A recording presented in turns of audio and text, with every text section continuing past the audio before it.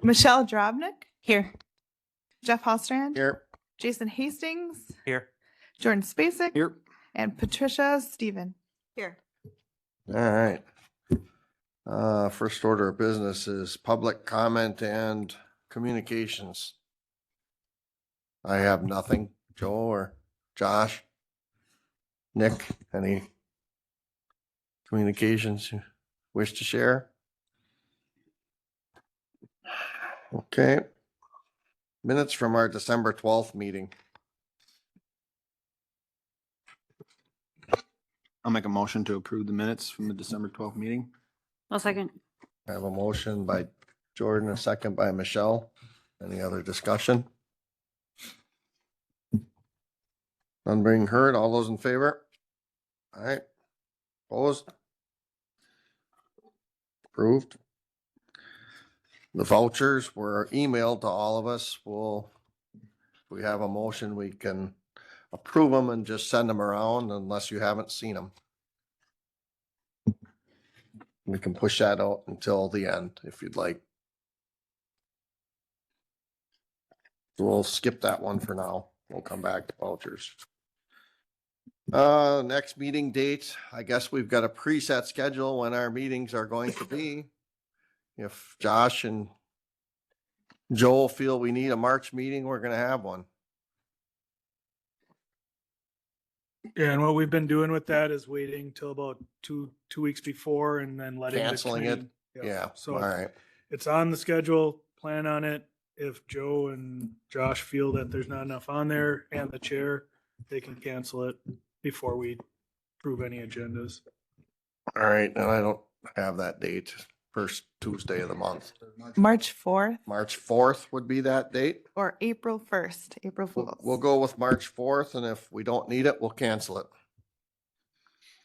All right, buildings and grounds. Josh, Morning. project updates. We've had mainly two major projects here since we've talked last. We finished up the concrete park ceiling end of December, I think that was. I think Nick has some pictures of it on the screen here. But that turned out pretty decent. And that was in partnership with Friends of Fred Smith. So Josh and his crew put the ceiling up and they bought the materials. So it is our building. We should be maintaining it, but we did work with them that they were interested in doing something about the sound. So if you've been in that building, had any meetings in there, it is very echoey, or it was very echoey. So Ann from Friends of Fred Smith and their board came to us and said, what can we do to work together to get this done? We worked a deal out with them that they bought the materials and we supplied the individuals to put the ceiling up. If you haven't been down there since the ceiling went up, it helped a ton. I talked to Ann last Thursday, I believe it was. They had their board meeting and she said it was 100% better. Could hear each other talking because it wasn't that loud, echoey sound. They've had a couple events in there since the ceiling went in and they said it has helped a lot. So they are very excited and happy with the outcome of that project. All the lighting was updated to LEDs, so that should help with utilities. And we sectioned that off better circuit wise so that when they have presentations, they can dim half of the room. So that's an improvement there. Oh, also, we did scrub the floors too there. That was much needed. Last week, I think that was. We also, so we kind of went from that right into back at the courthouse here for the treasurer's project. We moved everyone from the treasurer's, well, I guess first of all, HR got moved down to the basement temporarily. Worked on the mail room, got that up and going, or the old HR office became the mail room. And then treasury, we got moved over to the clerk's office. Right now, we're in the process of we got the walls up, we're doing the drywalling and, trying to finish the treasurer's office up so that HR can move into there. Other than that, it's been snow removal and, just repairing some, miscellaneous, jail repairs, plumbing issues, try to fit that in where we can.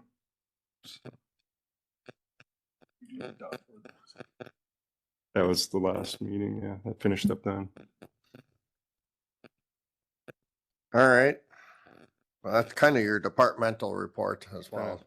Covers everything. Covers everything. Courthouse boilers and exhaust system is on here as a number 7 agenda item. That's something that's been in the works here. Nick has some pictures up here. This has been, this boilers are 2011. They're 14 years old now. Typical boilers, commercial boilers last anywhere from 15 to 30 years. So we're on the low end of that. Boilers are still good, still running good. It's our ductwork that we're having problems with right now. So it was just not vented very good, and it's condensation that's building up there. You see on that right-hand picture, that's our issue right now. It's the exhaust, it's the outer sleeve of that the condensation is building up, and it's just rusting that away. Those sleeves, the boots and the sleeves, they just deteriorate over time, and now we have this issue here. So that's what we're looking into with Jamar, seeing our different options of getting new venting in there so that we can keep these boilers running as long as possible. And Right, and when we talk to them, I think, so we've had 2 meetings, 3 meetings about it.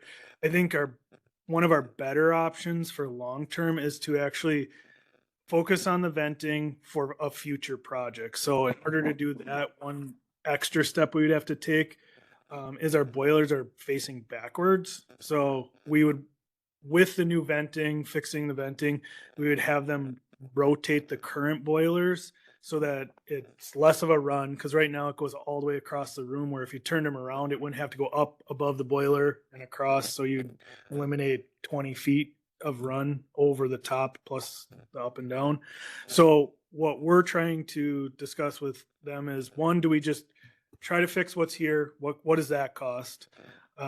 Try to build it out so that in 10 years, when we want to redo the boilers, or 15 years at that 30-year mark, get the new boilers and they'll just be able to attach to the updated venting by turning them?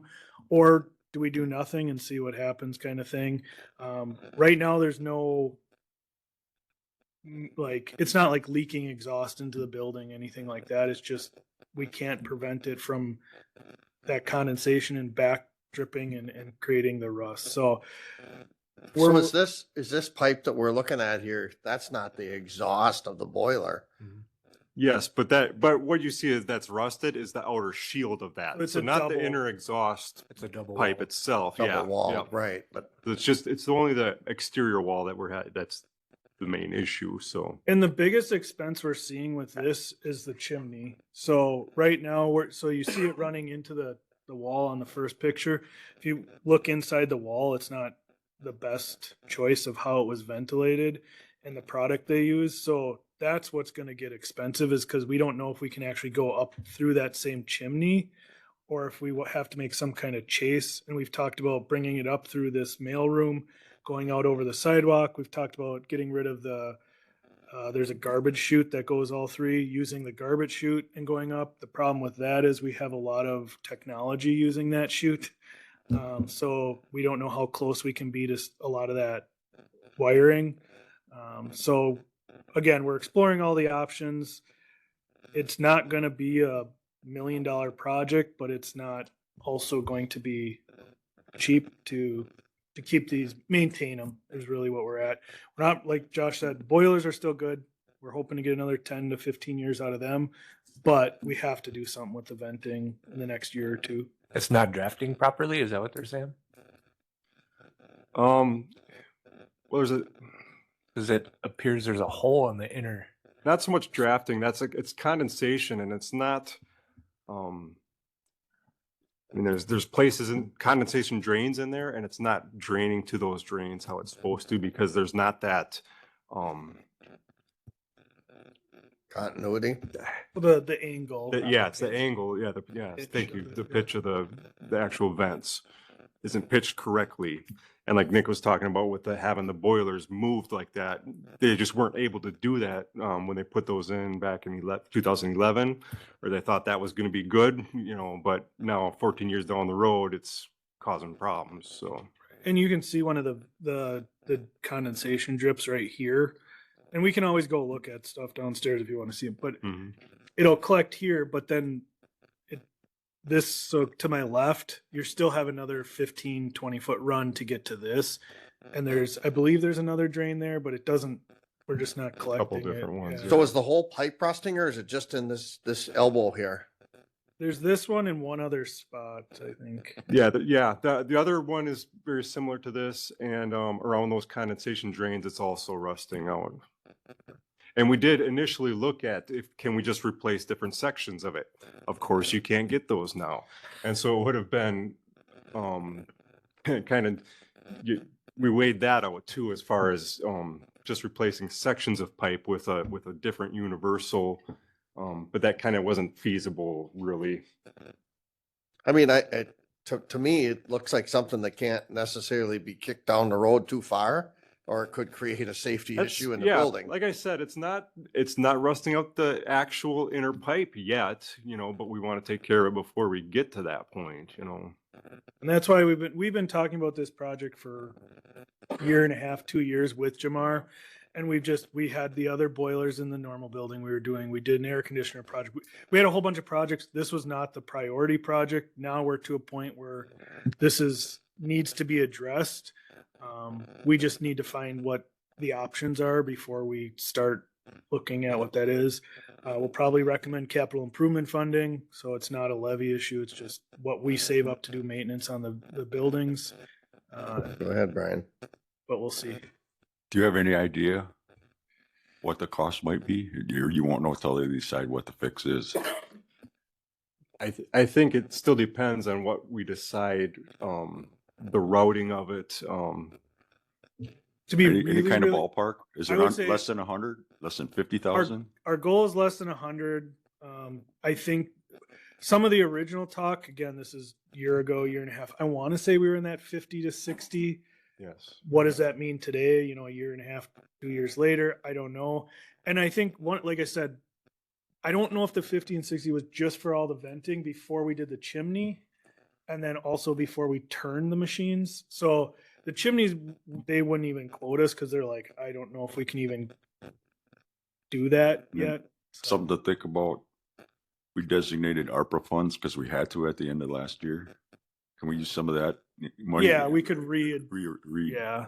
Instead of, Reallocate. I'm not saying we should do it, but this is just an example. We designated, I forget how many thousands of dollars. Yeah, where we Bards, said we we could paid take for it. like the audit because Or the audit or BART I think that's something we should look at because actually that's what our funding was yeah. supposed So to be for, what things like that, right? Brian's talking about is Brian and myself and Carrie had to designate it was technically by January. Now we have till February. I can't remember the date, but we had to allocate all of our ARPA funding and have contracts in place. So this one wouldn't be a contractable in time for the reporting. So what we did is went through and said, okay, where's all our contracts? We had a contract with our auditor for 70 some thousand. So we put that as we used our ARPA funding so we could show it. So that means we took away from our levy. So we would have funding to do this project. But yeah, we're working, like I said, we're working with Jamar, like Josh and I said, that we need to make sure we're doing it right so that one, we don't do it now. And then when we replace the boiler. So if you look at the size of the boiler right now is, I would say like, if you look at like a Mini Cooper stood on the end, it's a bigger boiler, but the new boilers we put in over at the normal building are the size of a refrigerator. So again, that's going to be a big change in 10 years. Hopefully it's still the size of a refrigerator. It changes where you want to put stuff. So we don't want to put in a whole bunch of piping for 50, 60,000, then find out when we put the new ones in, we're going to have to redo $100,000 worth of venting. So we're trying to plan for 10 years from now, which you never know if it's going to work or not, but it's better to plan than not even talk about it. Well, I think that's something to look at also. The quicker the better because those boilers have a lot of left in them right now, but there's a potential if it's not fixed in a reasonable amount of time, it's gonna shorten the life of the boiler Correct. itself. And some of the issue too is like with the chimney, there's a metal sleeve that goes up into that chimney that when they redid these in 2011. And that metal sleeve is an 8-inch, and according to Jamar with the specs on the boilers, it actually should be a 10-inch. And so that's what we're trying to think outside the box to come up with ways to revent that instead of going through that chimney. So that's the issues with that right now. Josh, those horizontal runs, that's the exhaust from the boiler? That doesn't seem right. Yep. The other thing we have a challenge that we're working with down here is chimney space. A lot of moisture and gas. All the technology that runs up and down those chases that we need to use.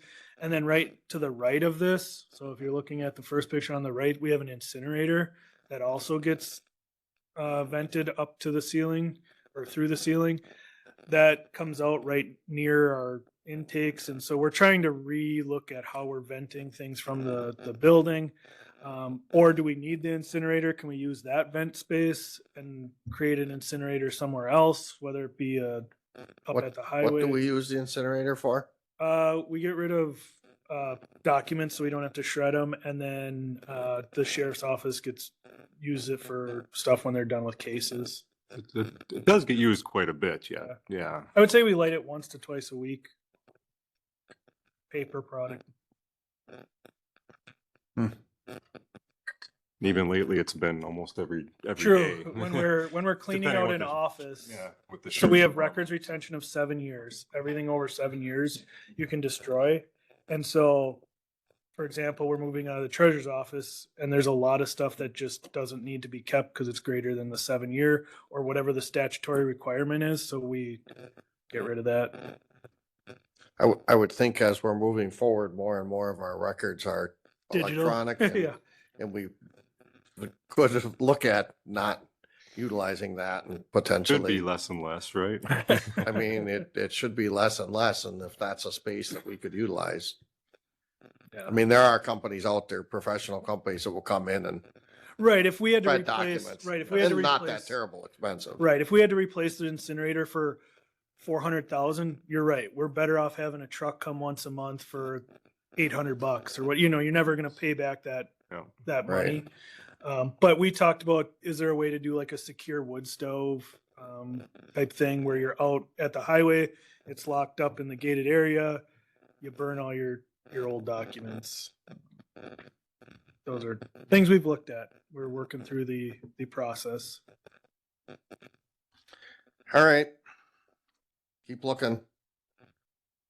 I don't like what that looks like. And if you guys want to see it after the meeting, we can go down there and you can see what the incinerator looks like. You can see what.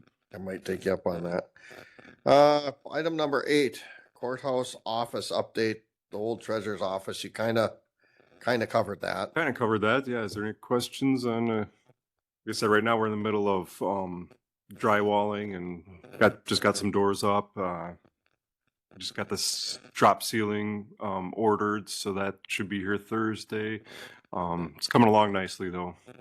So there's going to be more than just HR in that room, correct? That was a pretty big room. That was a large room. We made it into 2 offices and kind of a waiting room area. Storage. We got lots of storage out of it. The other thing, once that project's done, we're going to be working over in Register of Deeds to make like an entrance way. So just like you see in the DA's office where it's you walk in and there's like a secure entrance, we're going to be putting up a wall and a door as you walk into the Register of Deeds and a window. So like a window to help people still, but then people can't just walk back into the office. We've been talking about that for a little over 8 months, 10 months. That's one area to work on. With that, we're also, the judge has ordered, I don't know what he did, but the judge is bringing in an individual from Madison for the state patrol, and they're going to go through the building and look at security issues, which this would be one of those where it's like you have access to these individuals in this area. So we've been working on that over the years.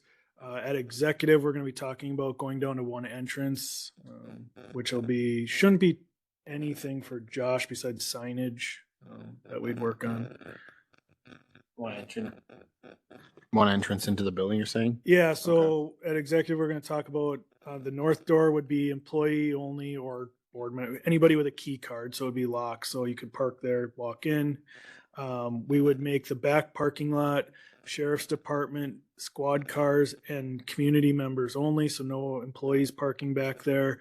And then the back entrance would be the main one, and really, I say one entrance when you'd actually leave the front door open too if you walk from the street, so you'd have one area entrance.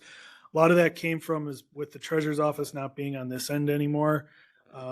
We want people to park in the back. It's closest to pay your taxes. It's closest to the elevator. It's closest to any stairway that would go to somewhere you would have to be as a citizen, where this end of the building is now more of like your administrative.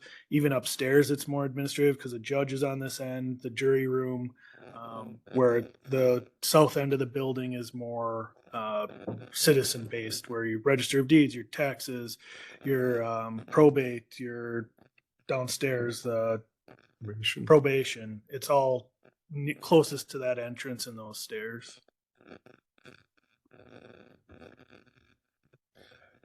Okay, Friends of Fred Smith, you talked about that already? Yep, I think I covered that. Any Covered. questions on that?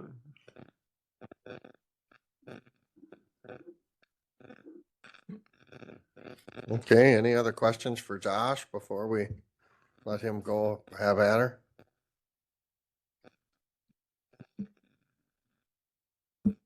Thank you, Josh. Thank you. Forestry and Parks, Joel. How you doing? Good. First line item there is campground online reservation system. So the reservation system went live on the 1st, so Saturday. There's been a few reservations so far. I just put in the packets, just kind of the map. The green highlighted ones are the reservable sites. So we'll see how that goes. I think it'll take a little bit of time for word to get out. As we don't have really any way to broadcast that, so Other than on the county website that right. We don't have. reservable now. Yeah. Jordan, you got your spots all reserved? No, I was unaware that the system was up and running. We talked about that last time to make it. I must have missed February that. 1st. So there's a few that went through. Hopefully word gets out over time and we go from there, I guess. And hopefully it's positive that way. The goal of getting people from somewhere else to be able to get their spot, that's something where we don't put any money into the tourism end of things or advertising. So it just will take time. So We can certainly let them know down at the chamber office. you should go to the chamber website and go to their camping page and see what their website looks like. If we're going to use them, they may want to update that. It's got a note for camping. It's the state campsites are going to open June 10th. And it's from 2020, I think, or whenever COVID was going on. So Well, didn't they if just, we're relying on them, then we got to didn't ask they just them to open up a update. new site like yesterday? Well, That's their new site. Is that the new one? Oh, okay. I didn't go on the new, I just seen. If, I got an if we're email. thinking we're using them, I think we're not even listed in the camping as far as county stuff. So just something, I mean, we're in there the brochure, the paper brochure, but not on mine. So just something to be aware of. If we're expecting them to do something, we probably would got to request something there. So I second that. yeah, no, I agree. And I do sit on that chamber board, so I'll stop there on my way back. well, just something to look at. So I think going forward with this new website that the chamber is propagating, it's called Enjoy Price County. And that will be, I said, the only thing worse than not having a website is having one and not updating it. And that's a prime example of it.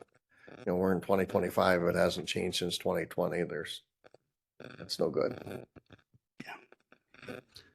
So Nick has got it pulled up here.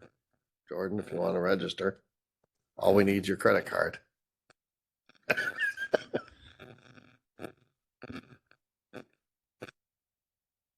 It's been up for a month? It's been up for Just 3 days. a couple days. Yeah. February 1st, okay. Yeah. So on there, as part of the reservations, you can do the campsites. Shelters will be done purely online now. Also permits, as far as firewood permits, will be done online as well. So, So do we force people to have an account before they can register well, you have to have an account to to make a reservation make a reservation. or passwords? But they, Do we have a test one? Test account? We could go in there and just go through it. we tried it. He's going through it right now. So Here, it we'll shows a get back picture to of where you're at. And then there's also a spot where when the availability, it'll show what's available when it's booked, whatever. So, and you can look through. So Do you have an online reservation sign to put on top of the Silver Lake sign out there? So for people that actually show up out there, they know when next time they can do it online? yeah, and we did put pamphlets out last year with that as well, that, information, but it'll be even on the sites. So those sites, with the reservation policy, there's going to be a calendar on all those sites that'll show, and we'll have to update that all the time as far as when it's available. Because if it's not reserved for that time, somebody can come in and check, go and pay for that site until it is. So Isn't there good service out there? Do you really have to There- put a calendar out there that they can't just check it there, out? actually now you can get 5G. I don't know. I don't camp But- out there. But you almost have to, because there's some people that don't. I mean, we have people call in that don't have a smartphone or have a internet at their house. So it's,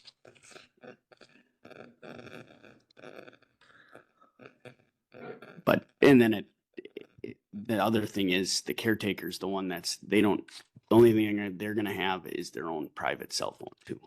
We don't have anything for them as far as way to get online. So it's kind of the way of us allowing them to see what's going on too. Well, and I think that's something we could address down the road as far as putting Wi-Fi out there right at the bathhouse. And if it's just, yeah, I know We've talked. a we've little talked about it before, but it wasn't a real popular idea. Yes, They do it at Connors Lake. yeah, Come on. Yes, yeah. at the bathroom. Yeah. So it's not new. So, but it's something we will need to address down the road. If we're gonna force people to go to a online reservation system, we should probably be having some limited Wi-Fi out there.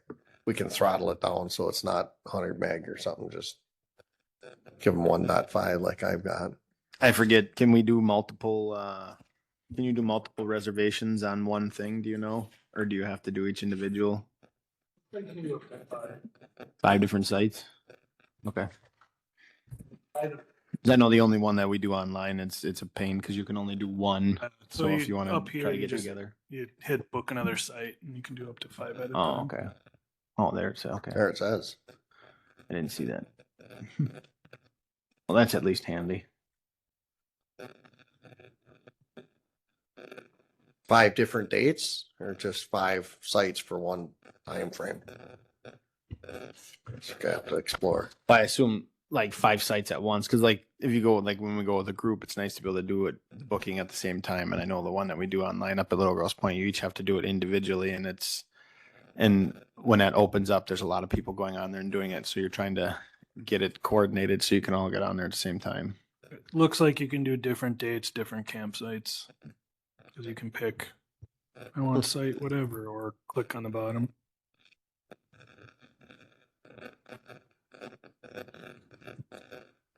Well, there'll be pain through progress, I guess. So, learning curves.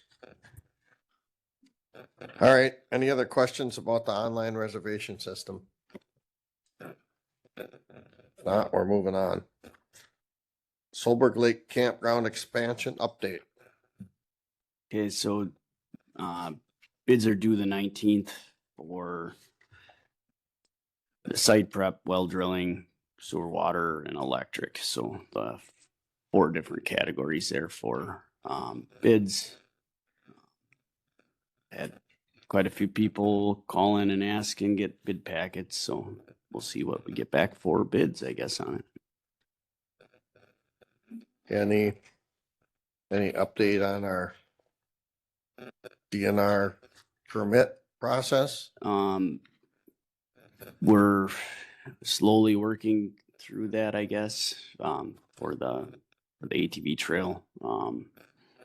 I had to get more wetland delineation done, show that we're not going, or we're using the most direct route, basically, trying to avoid the most possible. So that's got to get done. But now with snow, that's going to be a springtime project. So we're not letting that part of the hold up the whole project though. It's No, they're the rest. two separate Two separate projects, projects, essentially. Yeah. Yep. You think you'll be able to run the trail where you want to go? Hope so. Well, in the meantime, we'll delineate the one other path if we have to go. But I told them if we can avoid it, we don't want to direct traffic to the town road. Keep them so they're on a trail and through. I got quotes for boardwalks from a company that, they do a nice product, but it was expensive. So it should, we'll get the DNR the information. There's a reason why they have general permits, and that's what these kind of things are for. So I would hope that we can work through together on it. That would be like the boardwalk on the other side of the lake there, over those little areas, right? You're talking something like that? Correct. No.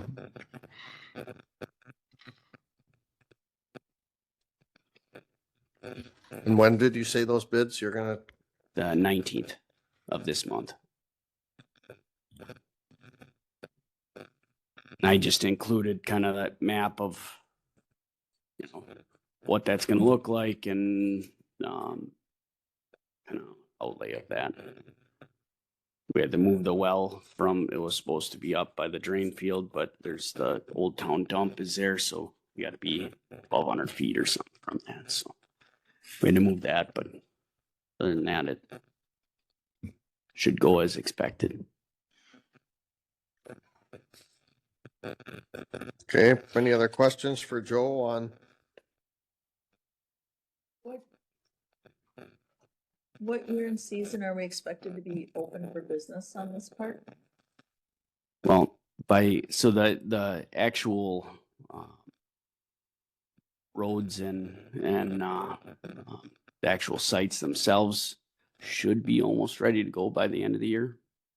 So probably next spring by the time we get actual things done. The gravel, so we're working with Roger or the highway department on that. They're crushing out of Mentos, so we're gonna pay for our gravel from them and then just have somebody haul it. So that should help on cost. Blacktop, he's running that through with the county's roads, so that'll help on cost on that as well. So he's putting those on his. So 2027 spring, it should be. 26. 26 spring. That's the goal, but you know how projects go. Yeah. There's always something that comes up, maybe. So all the checkerboard will be blacktop, Joe. What Yeah, shows up as the checkerboard. main roads. Yep, yeah. It's the one going straight out the back.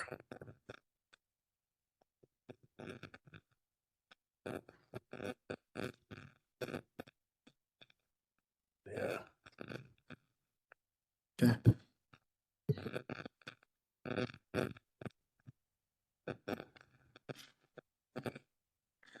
All right. Any other questions on that project? If not, we'll move on. Lower Steve Creek Flowage Dam update. Okay, so that, there's 2 pages of that as well, in there. That's just, I just copied and pasted out of he had a big 60-page, some long thing, but most of it was numbers for DNR, people to look at for flows. So I just cut out the proposed improvements, kind of what he's thinking there, and then also, the probable cost, sheet on the back, so. Let's see, his final design report, that was just a preliminary. He was supposed to get that done here shortly. So, once he gets that done and into the DNR, they have to approve his numbers and, for that particular structure. They're talking on basically a precast square 12-foot, concrete structure for flowing the water. So. And that'll be a overflow type of structure, right? Yeah, So it'll be, the dam wall will be, and the water will flow over like this. Yeah. And when you say he, you're referring to Becker Hoppy? yes, yeah. Okay. Is riprap rock always that expensive? Anything that comes from an engineer, they use top dollar for it, so it kind of, 125,000. That's a lot. yeah. But there'll be a lot of it too. So, and it depends on, just like anything, these are all, you're talking, A lot of rock Estimates. piles around Kennon that could get used. estimates on things are always, you usually, if you put something together like this, when they try it to be so it's, on the high end, so they're not presenting $1,000 project and it ends up being 2, Right. kind of deal. A lot of times though, these come out and then when people bid on it, they'll bid $603,869, so it'll be a combination. We won't provide this to the people who are bidding our number, hopefully, yeah. Yeah, it's public, Yeah. it's public paperwork though too, so. Could you But- tell me what, It's a competitive bid, so, they gotta. can you if tell they me can what cut number costs, they 15 will. is? The barrier? Like, what is that? No, I'm guessing that's on the front end. Okay. for I didn't the- even know what that word is. That's why I'm asking. I think that's the underwater movement. Oh, okay. So, I'm guessing that's what that is. Sure. Fertilizers for planting grass. Yeah, I'm guessing that way too.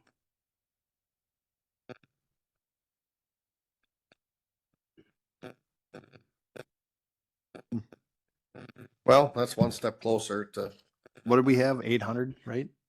750. 750, Okay. I think. Oh, But that included the engineering, Right. which his bill's not here. It's 46, I think was, 46, okay. don't quote me, but that was the, off the top of my head, what it was.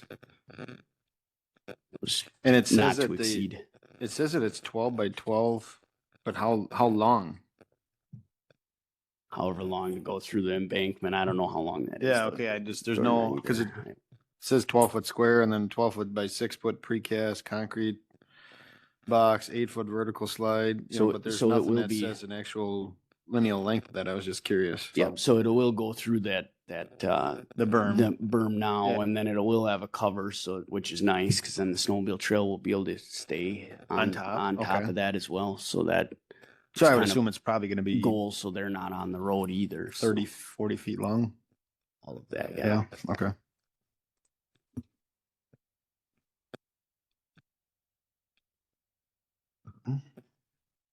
Good to see it. Hopefully going forward somewhere. Company does this whole project. They don't subcontract. I believe that when a company bids this, let's say, XYZ comes in and bids it, they will have subcontractors that will do some of this work, because,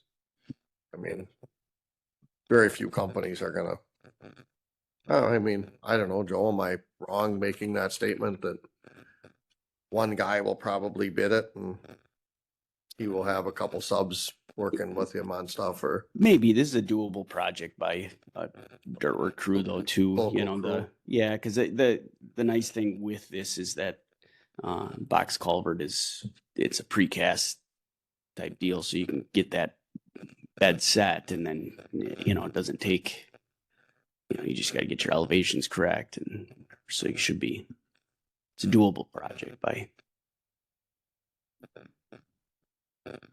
most companies. Okay, good. Moving on, you're hoping to be able to bid this when? Well, the goal was yet this spring here, so late winter, spring. So Hoping for work completed this year yet? that was the original goal.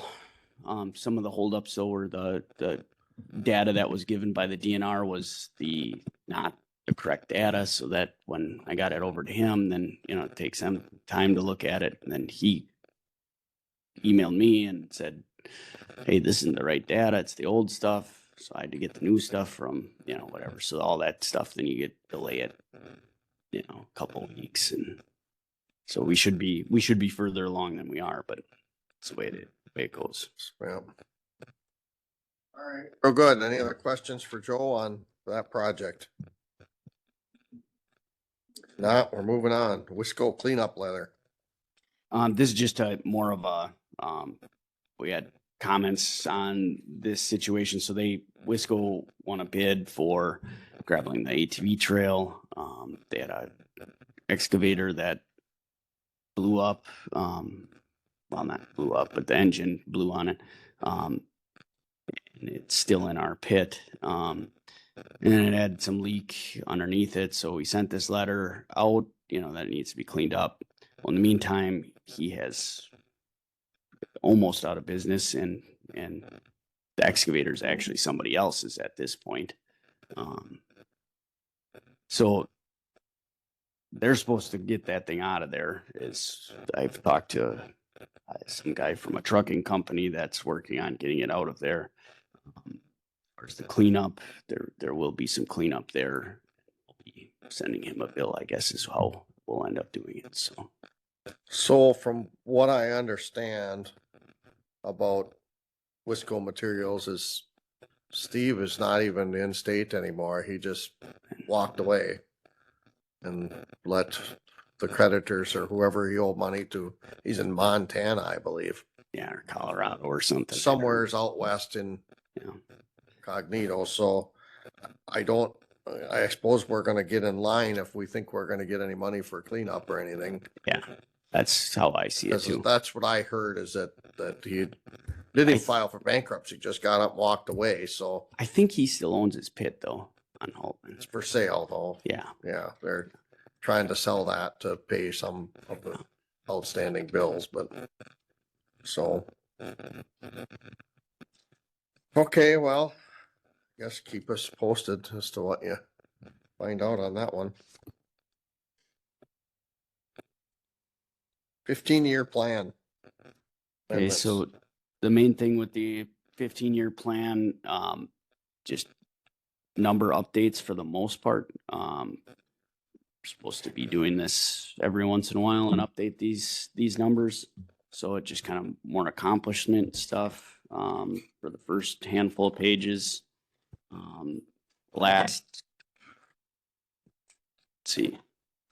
Last pages were the miscellaneous maps and brochures, and under the 700-10. That just, so what we did is, and then there's the last page on that packet is the forest road use map. So everybody was aware of where they're at when we made the fine for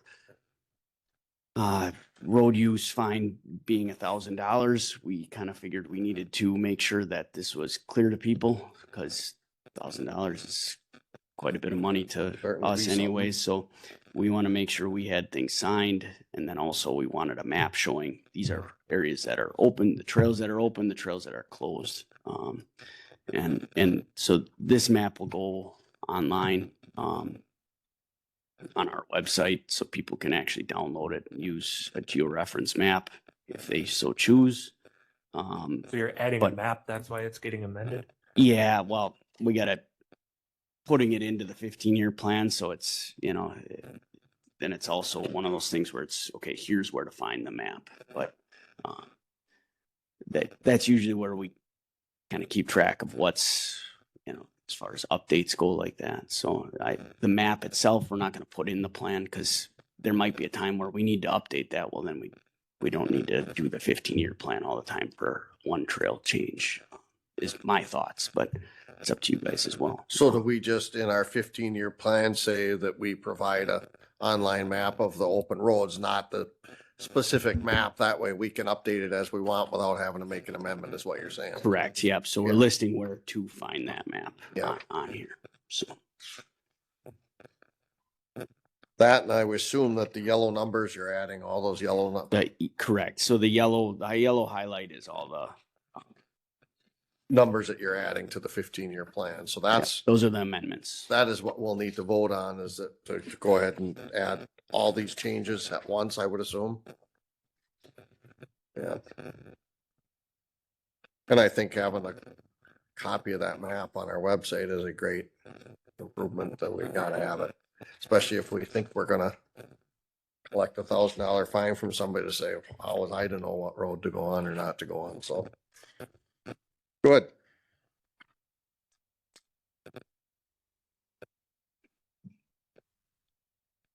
Any more questions for Joe on the 15-year plan? What we're actually looking at for amendments is everything that's in yellow and stating that we'll add a copy of that map. Or we'll provide direction on how to get to the map.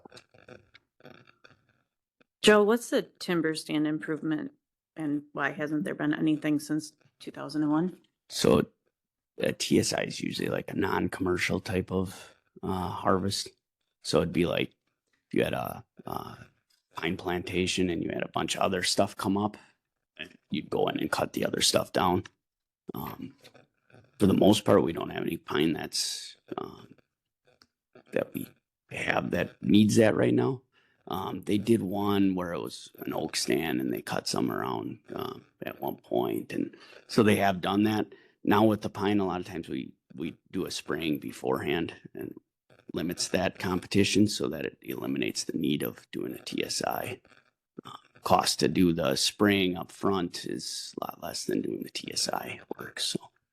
So that piece out there where that 20-acre piece out on W that we got, and there was that chunk of hardwood in there that we were gonna clear cut that and spray it and plant pine, that wouldn't be considered timber stand improvement, or no?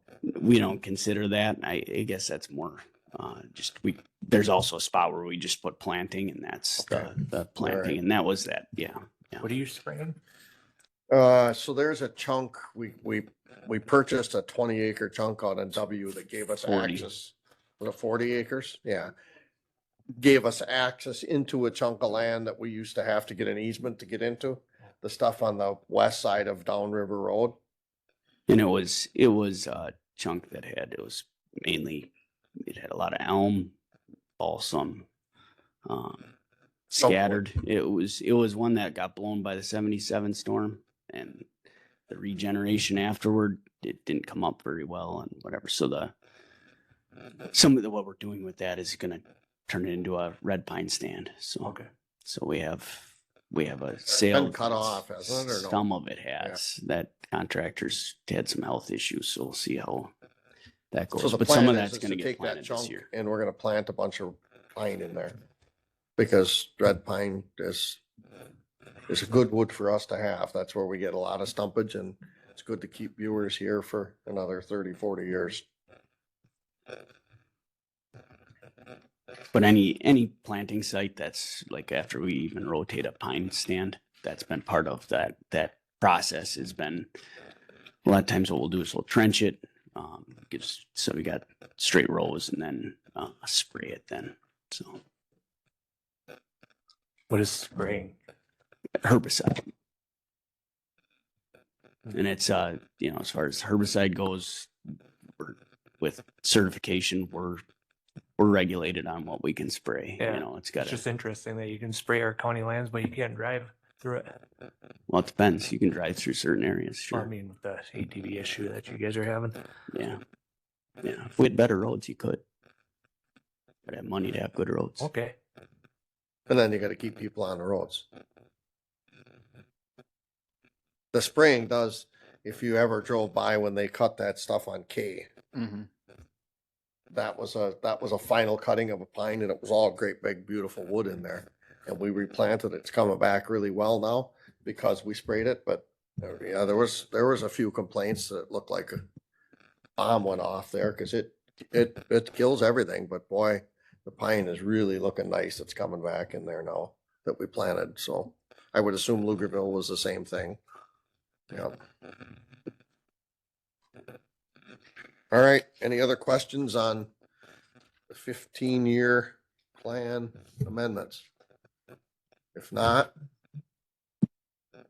we'd look for a motion to approve. I'll make a motion to approve the 15-year plan.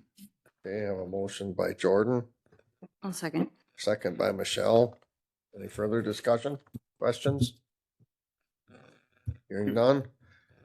All the, Do you want to read back the motion just so you got it? You got the motion? I have motion by Spacek, second by Dravnik to approve the 15-year plan amendments as presented. correct.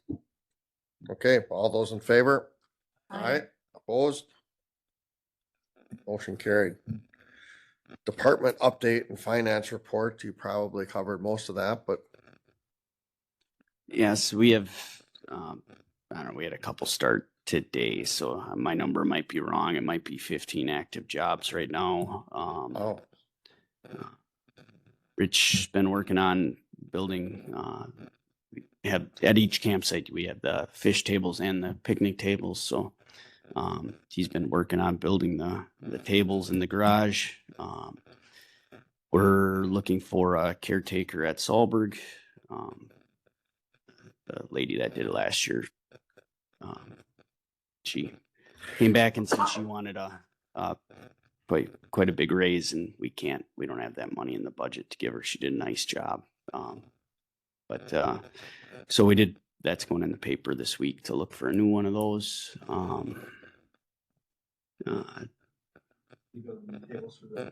For the addition? Yeah. Okay. Yeah. Somebody just asked me recently, do we ever sell any of the old picnic tables when they get too bad, or do we just replace the boards because We replace the steels? boards. Okay. Yeah. Somebody just, Once in a while that, we've had trees fall on them, or, Yeah. they'll rust out to the point where we can't. Sure, We've sure. put sleeves on them and rewelded them, but sometimes they've hit their life. So Sure. And we ended up getting the frames. We bid all that stuff out. Frames came from Friedenthal down by Medford, and those were price wise, it was good. So yeah, so the timber sales, that's been, as far as people moving wood, it's been going okay. We'll see how the end of the year goes. It depends on what we get for the next month, if guys are able to move wood or not. Some people are pretty good on contracts, other ones are filling up. So 15 active sales seems like an extraordinarily high number that I don't know that I've heard. years we meet quota in February, a lot of times we'll have 20 to 30. So Okay. it'll be tough to meet it. We'll see how it goes, how much wood they actually get cut before they get cut off at the mills. So, then let's see, otherwise, got other guys are working on the spring timber sales, getting things set up and trying to get that accomplished. So. Good. Patty has a question? I got two things. Beautiful. Oh, are you done? Yeah. Okay, got two things. We just signed off on a $118,000 2025 Freightliner. Yep, that was in the budget from last year. So we ordered it last year around this time, probably somewhere in there, I guess. I don't remember the exact date, but yeah. So the one part of the truck is done, the other one is not. So we paid for the part that's done. So there's more, Yeah. we're still waiting on. So the way it works is one person has the body portion, another person, whatever the other part. So it's two So different that's companies. a dump truck. Correct. So you got to Yeah, have the so we body gotta, and then somebody the else will chassis put the is- box on. Yeah. Okay. So it's Okay. you're paying for the one of them has their work done and was under the understanding where the other one was supposed to, but we got pushed back about 5 months or something. I don't. Hopefully we get it by spring, right? That's right. 1 year off the salt will be okay too. So And yes. can you give us the 2-minute version of that LA wildfire fire with the strong winds? If something like that happened here, who's the first person that says, oh, by the way, we have a fire, and how do we? We're set up a little bit different than a lot of the western states just for our type of forest that we have in our climate too. I mean, they get a lot less rain, different timber types as well. So they got a lot of pine type, and then you get grasses underneath there, and that can get very dry. And then also with that, you get spots where they haven't managed those areas. So wood out there, a lot of times when it falls over, it doesn't rot like it does here because it's so dry of climate. So you get all that buildup of woody material. Where here, that wood on the ground, if you try to start it with a blowtorch, a lot of times you can't get it to go. So it's a little too little moist. bit different of a, it's not that we can't burn this. The Phillips fire came through here, and you get extreme air times like that. But even then, that was a little bit. If you look at air photos from back then, there was a lot more wide open stuff. There was, everything was cut off for, you had pasture, and you had tall grasses, and things could race across real easy. So, as far as wildfires around here, So I was saying, Kyle's Kyle's got firsthand Kyle- experience in fighting a lot of those, Kyle, don't you? Kyle deals with those, and we do have a pretty good response when it comes to that. The DNR is pretty on top of that stuff as far as wildfires go. So Joe, and I know where Pat is getting at, do we have a plan? And our plan really goes back to, we work with the DNR because any wildland fires immediately become the jurisdiction of Wisconsin DNR. So our plan is, Kyle, what are you gonna do? Yeah, that's we Yeah. we don't have any equipment. They have the equipment, and they have They have and whenever water. it is like that, they station have people water. around, and they So it is a lot different, because I have been getting that question from a lot of people in the community that, how are we set up? And I said, well, if a fire starts right in the edge of town here and gets on that side of the street, Kyle's gonna get involved, but that's gonna be Phillips Fire Department is gonna have the jurisdiction, not necessarily the county, although we'll be involved. Is there a master plan that the city has? I can't answer that, but when it comes to our Price County Forest, I know that Joe will be in contact with Kyle and will be involved, but it'll go to the Wisconsin DNR's plan is who's. And even when there's fires out on the county forest, they put them out before we ever hear about them even. So I was gonna say, usually we get a call on Monday and say, hey, this, we had one out by Solberg Lake. There was one last year. And they put it out. There was one in Tuscobia Park last year, and they put it out and get it. Yeah. Yeah, What scares me a little bit, now Kyle, you can tell me I'm right or wrong, but if it happens in most of the state of Wisconsin, the DNR, but when it happens out here in Chequamegon, then the US Forest Service is in charge, and now we're talking about a federal program again. Yes, correct. So if it happens on federal ground, which would be like, 503 country or, Sheep Ranch, and then also, that goes way up to the north near Park Falls. They technically have jurisdiction. So what really happens though is the DNR goes and puts it out and then just hands it over to the Forest Service because they don't show up until 3 hours late. And then we just hand them here, you do the paperwork on it. And that's what I've been saying to people. It seems like we're different here because we aren't so controlled.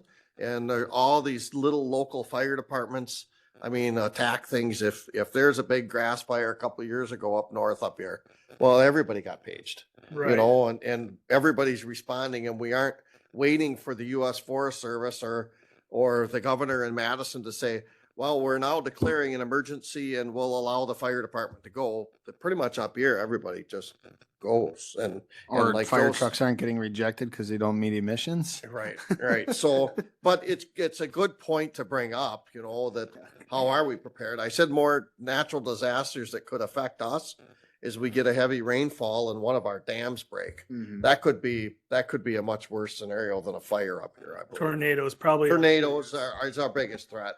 Right, We but work very closely with the fire departments and any emergency management. We have incident management teams that are pre-set up. They train, and so like, I help the Phillips Fire Department, the DNR, us, and the DNR help the Phillips Fire Department very regularly. They have something in the city limits or close to the city limits. There's a big ash pile. The chief will ask me to, you know, unload the dozer, push the pile apart so that they can get it out so it doesn't burn a garage in a house or something down or start other grass on fire. And so we work closely, very closely with every fire department. And then if there is something larger, say that it's only happened once in my life here so far. It was up in Park Falls at Blockhouse Lake. They had a extended, went 2 days. We bring in our team, and then it becomes like something like you would see in California situation, but it's gonna be very rare here because of our humidity and our climate. And our access to water. We have water. Yeah.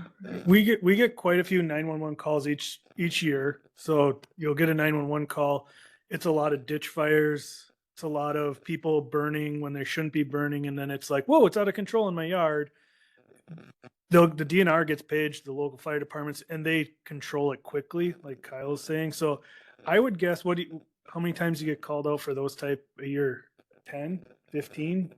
Well, in the last few years, it's been, we had 33 Yeah. out of Prentice and 20 out of Park Falls.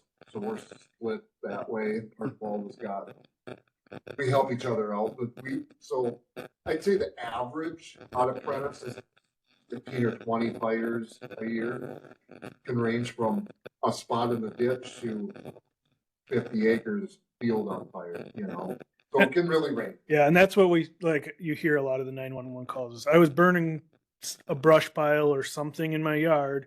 I'm next to a farm field that dried out all spring and wind blew, right? Or is blowing. I hear a lot of those calls that the DNR gets called out to.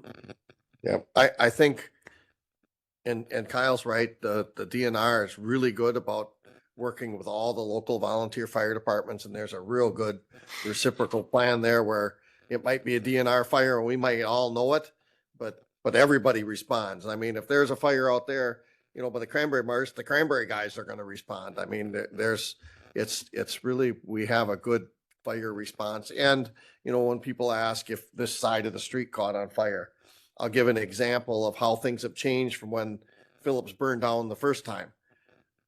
Ogama, when the Coach Tavern caught on fire in Ogama, there's buildings standing from here to the other side of the room, closer than that. I mean, 6 feet away.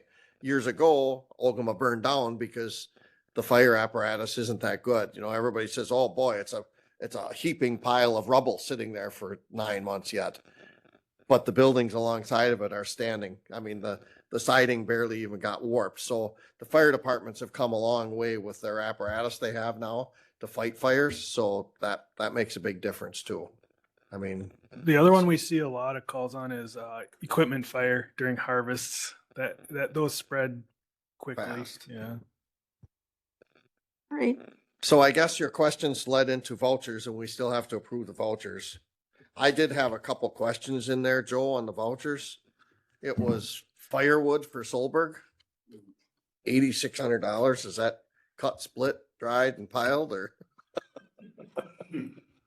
Cause when I remember our discussion about people coming in there cutting off from a pile, I mean, 80 something, $8,000. I figure about 12,000 a year. Is what firewood costs. Yeah. And he does a. Sorry, the firewood he brings in too. It's so $75 a cord is what we pay, and it's for pulp cord. And then he does bring in small wood, leaves it sit for a year, and it's not something else anybody else wants to deal with. That's not a fun job picking up those small little sticks and doing that. It's a whole lot of little toothpicks. And the problem is we've bought from others in the past, and if they start getting too big, all we do is clean out fire rings with big chunks of charred wood. So because it just isn't dry and it didn't burn, and so Okay, just questioning because it jumped right out at me that, yeah. you know, Yeah. seemed, I remember seeing the pile out there and it's like, I will say that the gentleman that's been hauling it more recently has kept it lower and longer than the first couple of years I camped out there. That I know it was like, but this guy's definitely spread it out more. So, and it helped putting signs on the end of the pile to try to cut, because you'd get too many people that would just poke in the middle of the pile and whatnot. So people are more advantageous to take from one end or the other now for sure. okay. Any other questions on the vouchers? They've gone around. They are signed. Okay, then I would just look for a motion to approve them. I'll make a motion to approve. Michelle made a motion. I'll second. Patty second. All those in favor? All right. All Aye. right. Opposed? We're adjourned. Thank you. What dawned on me, Jeff, after we were talking about it, they make an inline blower for exhaust. So They do. like I want to go down and see that because them pictures bother me. yeah, it's clearly